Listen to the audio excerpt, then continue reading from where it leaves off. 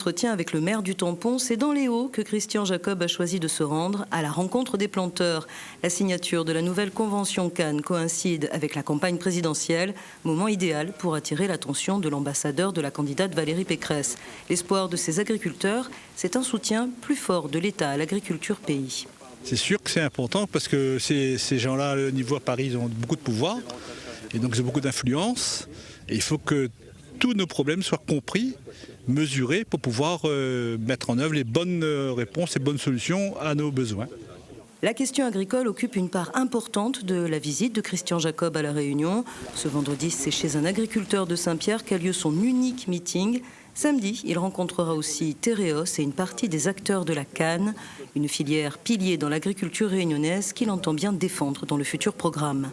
Vous savez, on a besoin de voir. Moi, je suis un paysan, j'ai besoin d'aller sur le terrain et de rencontrer des agriculteurs. Et on voit ici sur combien la filière canne est importante. Cette filière canne, c'est elle qui structure l'ensemble de l'agriculture réunionnaise. Récolter les idées sur le terrain pour élaborer les grandes lignes du programme LR, c'est le but des rencontres organisées pour le président du parti.